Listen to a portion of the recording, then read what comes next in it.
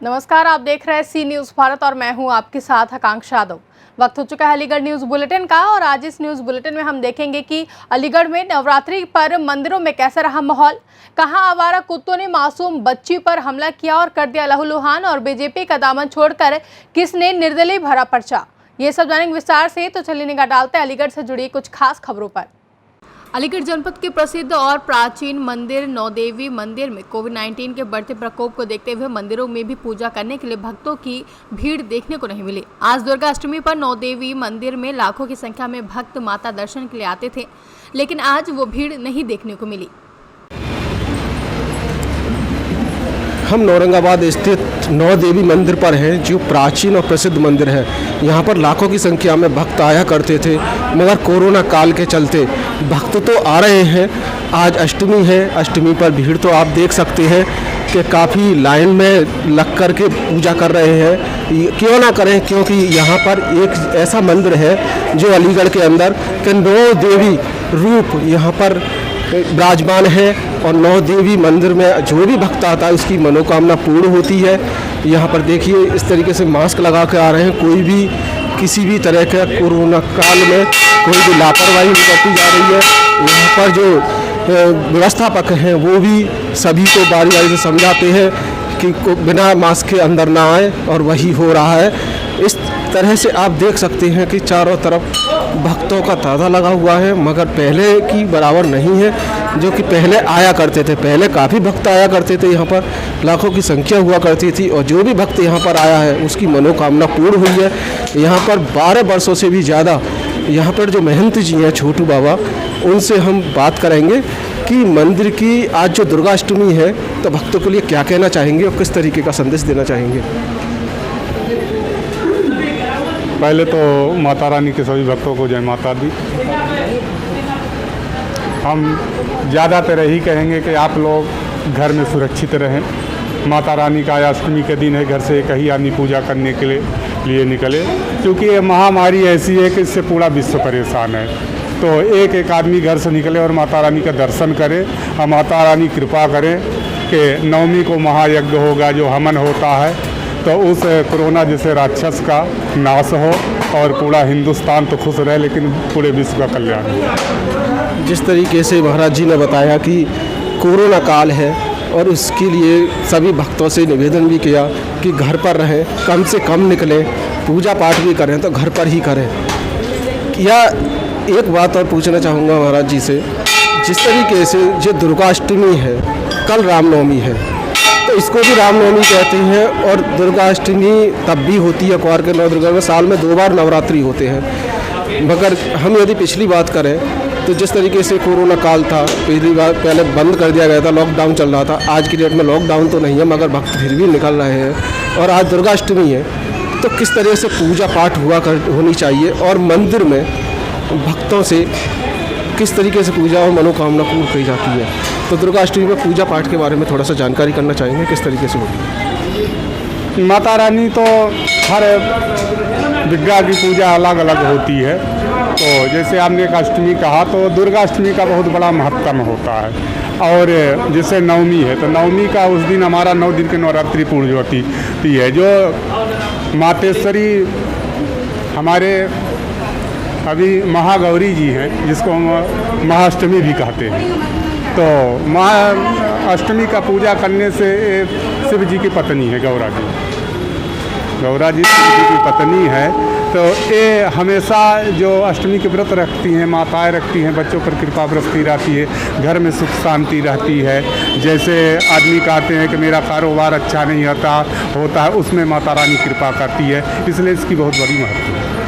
वहीं जिस तरीके कल नवमी है, तो क्या कन्या लांगुरा खिलाने चाहिए, या कोरोना काल के देखते हुए किस तरह से रहना चाहिए? हम तो कहते हैं कि ज़्यादातर अगर नहीं लांगुरा कन्या करते हैं तो एक ही कन्या खिलाएं। आप जैसे 9 कन्या करते हैं, और उनको अच्छा सैनिटाइजर करवा के, जिस स्थान पर बैठे सैनिटाइजर करवा सुरक्षित करें। अगर घर में कन्या है तो नहीं, तो उनको दक्षिणा ही बाद में दे दिया जाए। अगर नहीं होता तो कोई ऐसी बात नहीं है।